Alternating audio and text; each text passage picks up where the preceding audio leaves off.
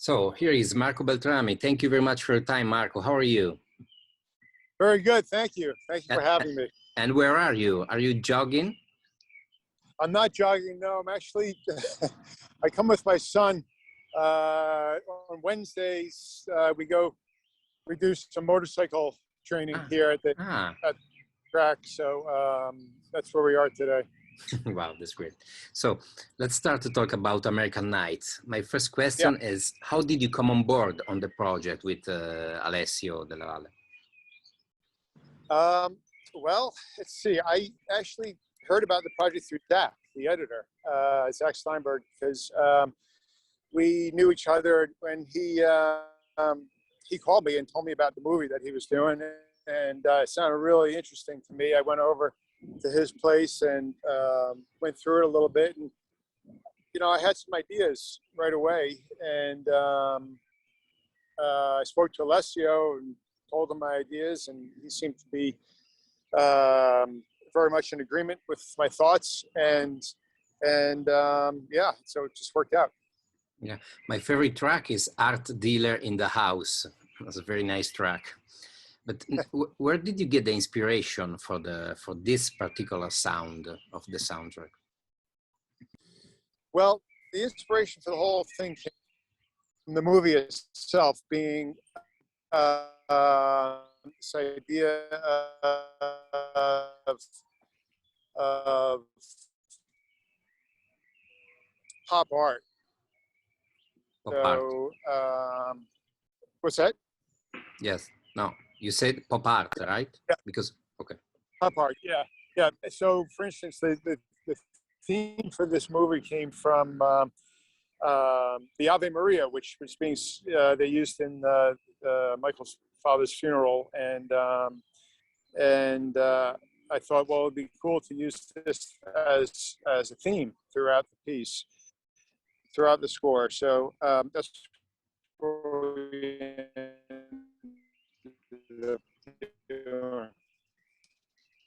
yeah, okay. Now I can hear you well. Okay. Can you hear me? Hello? Oh. Now? Yeah. Okay. Yeah, I hear you fine. You hear me? Yes. Okay, now it's better, yeah, because you were like freezing. Okay, now it's okay.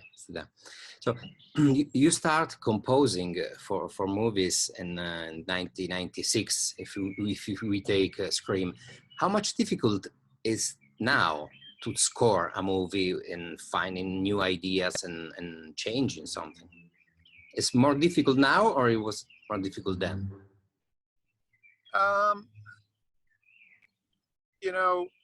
Back then it was difficult because I was just breaking in, and I've had ideas throughout, but I think the task changes on every movie, and if I have the inspiration that is coming to me from the movie, then it's not difficult. I hear ideas in my head, but then there's some projects that I do that are very difficult because I watch the movie and I'm not sure what the music should be. And so it's very mysterious. It's strange. It's almost like solving a puzzle, and sometimes it's you know exactly what to do, and sometimes you have to really dig deeper. Yeah, absolutely. And how did you work with Alessio? You sent to him something and then he said okay, this is great, this is good, this is... Yeah, exactly. Everything was long distance. I didn't meet Alessio until he came out here, during the Austria campaign. But I would write music, and Zach would cut it in usually to show what it would be like with the picture, and send it over to Alessio, and then he'd have comments. We would talk about the scenes. We go through a few scenes at a time, and I take his notes and make some revisions and so forth. Yeah. So now you are one of the big names of Hollywood. How did you choose the projects? Now you can choose. So how did you choose? So what's the reason behind your choice? For this project? No. Oh, just in general? Yeah. Yeah, it has to be something that I connect with. Now I'm more choosy. When I started out, I did, I did a lot of horror movies, and I never liked horror movies. I was always afraid of horror movies. But I didn't have much choice at that point, so I did a lot of them. And but now I feel like there has to be something for me to connect with, like and something for me to say. Otherwise, it's pointless, because why not, choose somebody that does connect with it? It's not, Yeah. So it's not right. Yeah, it doesn't make sense. Yeah, absolutely. Yeah. Yeah. Back in the days, you study in Italy, no? In Venice. What's your relationship today with Italy? Yeah, I mean, very briefly, when there was the famous Italian composer Luigi Nono. Yeah, Luigi Nono. Wow. Yeah, and I went to see a couple of times actually there, and he lived in Germany also. But but that was before I was even doing film music. That was back, I was studying concert music, and I think all these experiences lend themselves well to a film composer, because in film you have to channel a lot of different styles, a lot of different hats. You have to be able to have the versatility, and so I think all those experiences were very, very important to me. So, but who's your favorite composer today? Soundtrack composer, if you. Living composer. Oh boy. Living composer.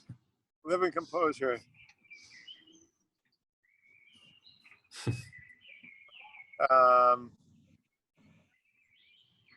Maybe Danny Elfman. I really like. I always think he's very original. Who? Danny Elfman. Ah, Danny Elfman. Yeah. The Tim Burtons. Yeah, absolutely. Yeah. So my last question is: you work in all these years with many directors, from Catherine Bigelow to Del Toro. Who's your favorite memory?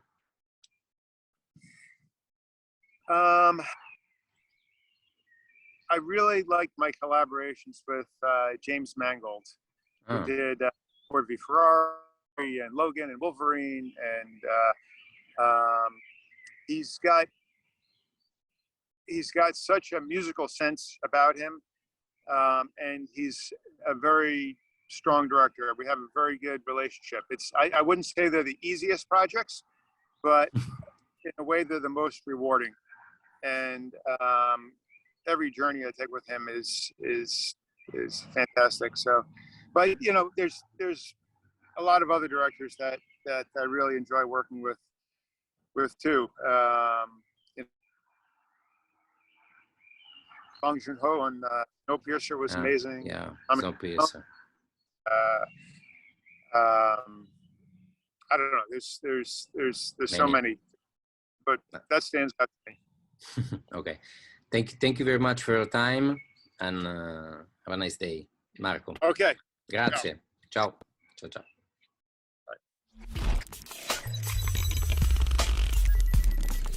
Bye.